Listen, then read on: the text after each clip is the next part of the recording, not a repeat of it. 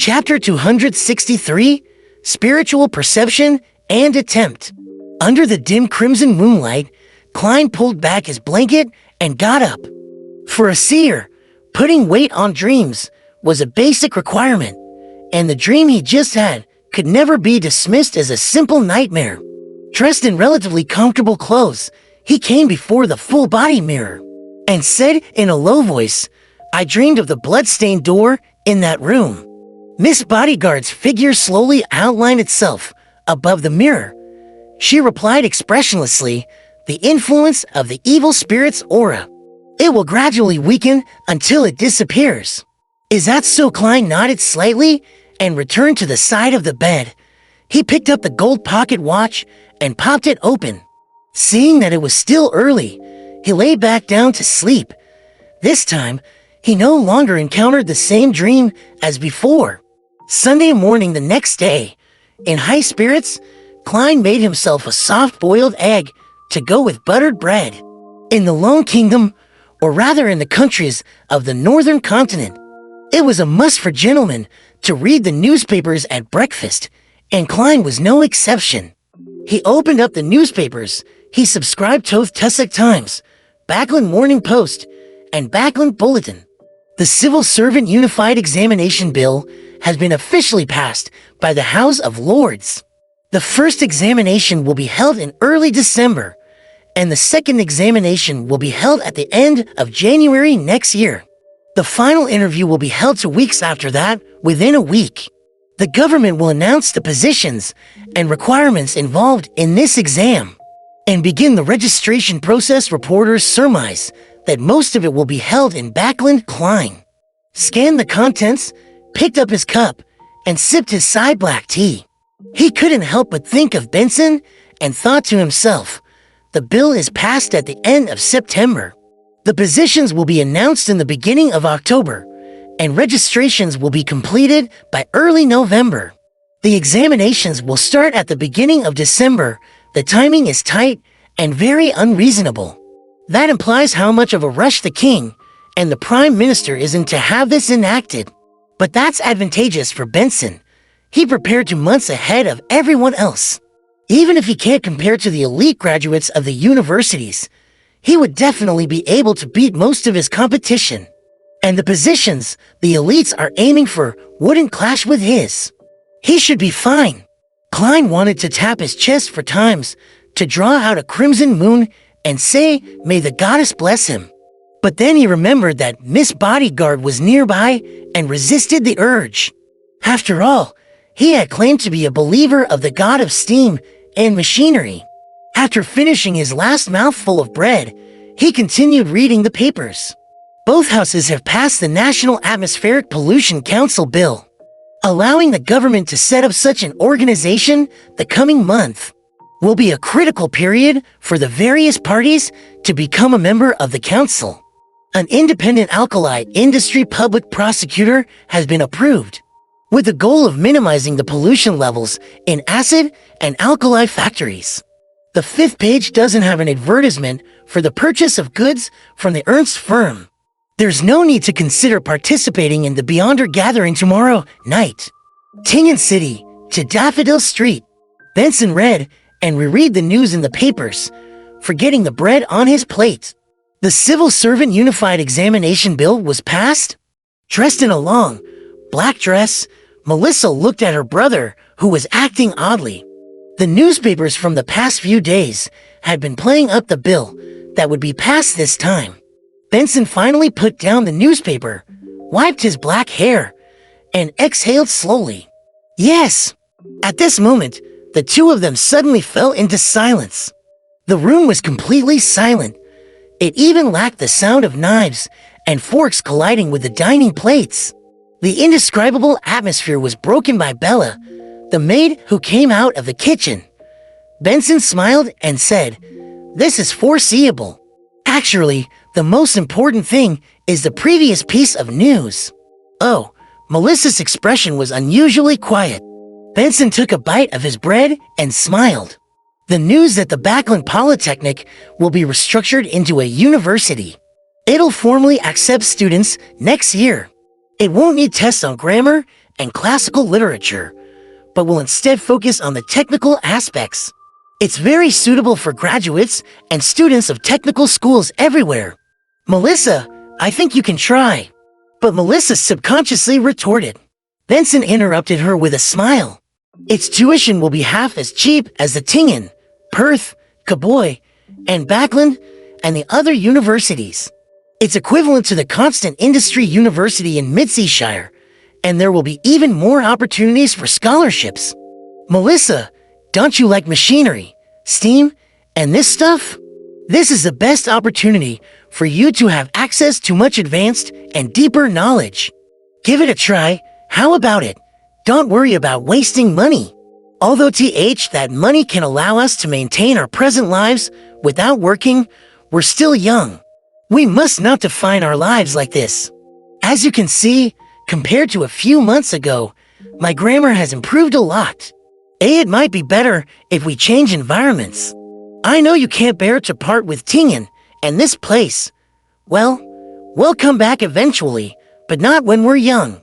Melissa looked at the various components on the tea table as her lips moved a few times, and she said, "What about Bella? After Klein's death, she didn't want to hire any more maidservants. But when she thought of how tragic Bella's life would be after she lost her job, she gave up on the idea. After all, the extra expense of 5 soldi a week was already nothing to the Moretti family, which had an annuity of at least £300. To this, Benson shook his head and laughed. There are still a few more months before that happens. We can let Bella find a new job ahead of time. Before that, we will continue to pay her and provide her with a bedroom. Furthermore, her cooking skills are much better than before, so she can apply to be a chef at someone's home. It's a pity, haha. Of course, everything depends on the premise that you can pass the entrance exams at Backland's University of Technology. He had wanted to say that it was a pity that Bella didn't have much time to learn how to cook. But after looking at Melissa's gloomy expression, he forcefully changed the topic. Before Melissa could say anything, Benson smiled and touched his hair. "I'm planning on resigning tomorrow, and will focus on preparing for the exam. Most of the positions are said to be in Backland. That's my goal. I hope we can go there together." Melissa was silent for a moment before she slowly nodded her head. At the same time, she put down her fork and knife, wiped her mouth with a napkin, and said, "I'm going to the bathroom." "All right." Benson watched his sister leave the dining table, and the smile that had been plastered over his face rapidly vanished. He took out the silver pocket watch with the vine leaf patterns, took a close look at it, and sighed very quietly. During the whole of Sunday, Klein busied himself with the public libraries in the Sherwood borough, in search of information related to Viscount Pound. But the Viscount's family didn't have a single biography, nor did it arouse the interest of any historian to conduct a special study. They were scattered across the annals of history, and Klein, who had no search function to use, felt a throbbing pain in his head as he faced the vast collection of books and essays. He spent 6 hours browsing through a lot of information, but failed to find any useful information. "I have to find someone who has a deep knowledge of the history of the nobility, or I have to bribe someone in the police department to get the address of Baronet Pound. He's an aristocrat, and the police department must have a corresponding record, and there aren't many aristocrats." When Klein got home, he stood in front of the mirror and talked to the air. The surface of the mirror quickly outlined Miss Bodyguard's gothic regal dress and the black bonnet on her head. She nodded slightly, as if agreeing with Klein. She then suddenly spoke out in a dreamy voice. "The employment period is over." "I know. The 3 days are up." Klein thought for a moment and asked, "If I can obtain some clues about the Pound family, would you like to know?" Miss Bodyguard didn't answer, but gave a slight nod. Through Merrick?" Klein asked. After nodding her head again, Miss Bodyguard bent down, lifted up her skirt, and bowed. Her figure quickly disappeared, and the reflection in the mirror was no longer anything special. Klein looked around and didn't relax as a result of that. He proceeded systematically to prepare dinner and fill his stomach. He waited until it was late in the night before returning to his bedroom and drew back the curtains. Then, he took out the iron cigarette case and reached out to touch Rasago's all-black eye. A series of illusory roars immediately rampaged through his mind, seeming to tear apart his mind and destroy his thoughts. With great difficulty, Klein resisted the pain, which was making his head explode. Once again, he saw the black threads spreading out from different parts of his body. They were densely packed and illusory, reaching out endlessly. He quickly released his grip to escape from the negative influence. After nearly a minute, everything returned to normal. Phew, I can finally go up to the gray fog and verify the spiritual perception I had before, Klein silently said to himself. As he quickly set up the ritual, summoned himself, and responded to himself. Then, in his spirit form, he carried Azek's copper whistle, picked up the iron cigarette case, and returned above the gray fog. Klein sat at seat of honor at the ancient long table, using his fingers to create spiritual flames, and burning the bloodstained documents in the corner and any other items that were no longer needed. When he was done, he opened the iron cigarette case and was surprised to find that the all-black eye had become silent, no longer showing any signs of madness, but that corruptive influence was still settling within. It just wasn't active, as if it was in hibernation. As expected, it's impossible to separate them directly, Klein muttered. Following that, on the other side of the ancient table, a man in a hooded robe appeared. Just like his previous attempt to create a clone, this man was stiff and lifeless.